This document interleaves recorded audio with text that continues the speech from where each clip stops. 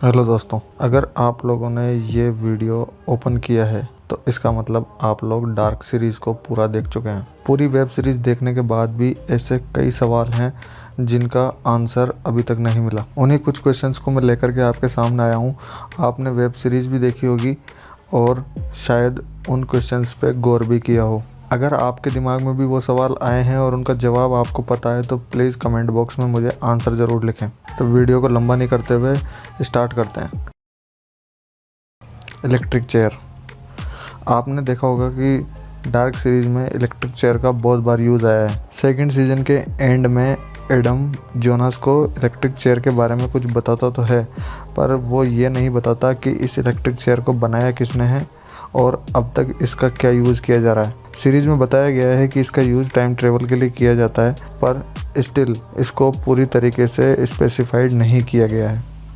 हैना और अलेक्जेंडर। जी हाँ, आप सोच रहे होंगे कि मैं इन दोनों का नाम एक साथ क्यों ले रहा हूँ। अभी तक जितना भी मैंने इस सीरीज़ में इन दोनों को देखा है, कहीं ना कहीं मुझे ऐसा लगता है कि इनके बीच में ज़रूर कोई रिलेशन है। अलेक्जेंडर के बारे में ज़्यादा इन्फॉर्मेशन इस सीरीज़ में नहीं दी गई है। वो सिर्फ अचानक ही कहीं से आ जाता है और क्लाउडिया की बेटी रेजिना से उसकी शादी हो जाती है और उसके बाद वो पूरा पावर प्लांट संभालने लग जाता है। ये कोई हॉरर सीरीज़ नहीं है, फिर भी इसमें एक सीन ऐसा आता है जो हमें ऐसा सोचने में मजबूर कर देता है कि क्या ये हॉरर सीरीज़ है। जी हाँ, शुरुआती एपिसोड में एक जगह जोनस का पिता यानी कि माइकल हमें लहूलुहान फॉर्म में मिलता है। उसे देख करके हमें लगता है कि शायद ये जोनास का कोई बुरा सपना हो, पर मुझे ऐसा नहीं लगता। हालांकि इसका जवाब आने वाले सीजन्स में हमें मिलेगा कि इस जगह माइकल के होने की क्या वजह थी।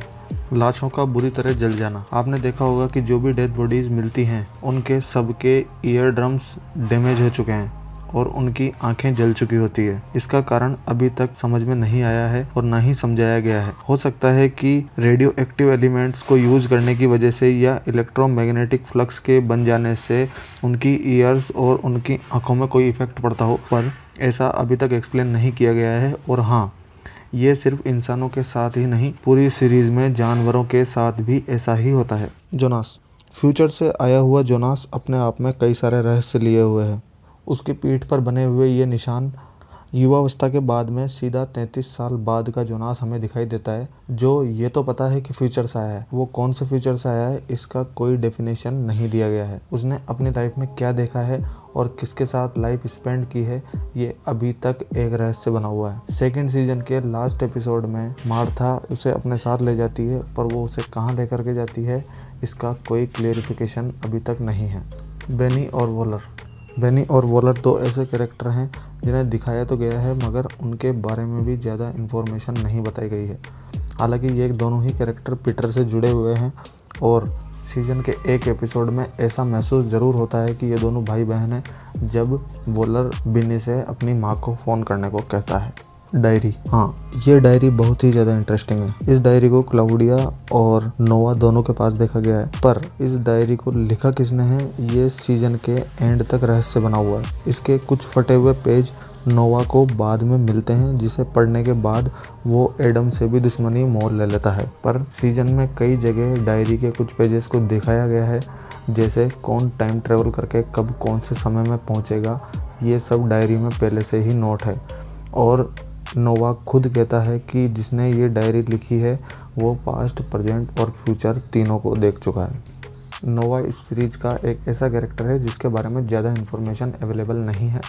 इसे हमेशा ही जवान दिखाया गया है। सीजन के आखिरी एपिसोड्स में इसका एक अलग रूप जरूर बताया गया है, मगर उसके अलावा नोवा का एक ही रूप पूरी वेब सीरीज में अलग अलग जगह अलग अलग टाइम में दिखाया गया है। क्या ये एक्सपेरिमेंट सिर्फ जर्मनी के विजडन शहर तक ही सीमित था या फिर बाहर के देशों में भी इसे किया जाता था? क्योंकि इसका एग्जाम्पल जब देखने को मिलता है जब पावर प्लांट के बनते वक्त जो दो बच्चों की लाशें मिलती है, डॉक्टर उन्हें एग्जामिन करने पर बोलता है कि वो मेडिटेरियन है या फिर अरेबियन है। डॉक्टर उनके हाथ पर बना हुआ टैटू भी दिखाता है और ऐसा बोलता है कि ये टैटू उसने अभी तक नहीं देखा। ट्रोंटे एग्नस का बेटा था जिसकी शादी जेना से हुई थी और यूरिक इनी का बेटा था, मगर ट्रोंटे का बाल्यकाल जब दिखाया जाता है तो उसके हाथों में कुछ अजीब से जलने के निशान दिखाए जाते हैं, और जब उससे क्लाउडिया पूछती है कि उसके पिताजी कौन है या वो कहाँ से आया है, तो वो इसका जवाब नहीं देता है। तो जाहिर सी बात है, ये अभी तक रहस्य रखा गया है कि इग्नस का पति कौन था या ट्रोंटे का पिता कौन था। वॉलर भी एक ऐसा कैरेक्टर है जिसे पूरे सीजन में आपने बहुत सी बार शार्लेट की मदद करते हुए ज़रूर देखा होगा। कई जगह ये एलेक्जेंडर की भी मदद करता हुआ पाया गया है, पर इसकी एक फूटी हुई आँख का कोई कारण पूरे सीजन में हमें पता नहीं लगता। हाँ, सुनने में अजीब ज़रूर लगता है, मगर एक जगह जब ये कार में अपनी फूटी हुई आँख का कारण बताने वाला होता है, उसी समय इनके सामने क्लाउडिया आ जाती है और वहाँ भी ये आंसर बताते बताते रह जाता है। एलिजाबेथ इस पूरी सीरीज का सबसे इंटरेस्टिंग पार्ट है। आपने देखा होगा कि एलिजाबेथ बोलने में सक्षम नहीं थी, पर जो फ्यूचर की एलिजाबेथ थी वो बिल्कुल डिफरेंट थी। कहानी के अंत में जाकर के पता लगता है कि एलिजाबेथ नोआ की पत्नी थी और शार्लेट की माँ थी, जिसके साथ ये उसकी बेटी बनकर रह रही थी। एलिजाबेथ के दो ही कैरेक्टर पूरे सीजन में दिखाए गए हैं, एक जब वो उसका बचपना होता है और दूसरा जब वो रेडिएशन वाले न्यूक्लियर पावर प्लांट के इलाके में अपनी एक छोटी मिलिट्री टुकड़ी के साथ रहती है। पर यह बात साफ थी कि उस समय उसकी नोआ से शादी हो चुकी थी। फ्यूचर की एलिजाबेथ जब एक बक्से से अपने पुराने फोटोग्राफ निकाल करके देखती है और उसमें उसकी फ़ोटो नोआ के और अपनी बेटी के साथ दिखाई देती है, तो उस फोटो में देख करके ये अनुमान तो लगाया जा सकता है कि ये प्रेजेंट की एलिजाबेथ नहीं है। हाँ, इस घटना से पर्दा सेकेंड सीजन के लास्ट एपिसोड में लगता है, जब उस बंकर में एलिजाबेथ अपने पिता पीटर के साथ रुकी हुई थी और उसी समय वहाँ पर नोआ आ जाता है। मे भी पॉसिबल है कि ये वो टाइम हो जिसके बाद इन दोनों की शादी हो गई हो। तो दोस्तों, ये कुछ वो सवाल थे जो मेरे दिमाग में थे जब मैंने ये पूरी सीरीज़ देखी। अगर आप में से किसी को इन सवालों के जवाब पता है तो कमेंट ज़रूर करें। वीडियो बनाने में बहुत मेहनत लगी है। वीडियो को लाइक ज़रूर करें, चैनल को सब्सक्राइब करें, ताकि मैं ऐसे और इंटरेस्टिंग वीडियोज़ आपके सामने लाता रहूँगा।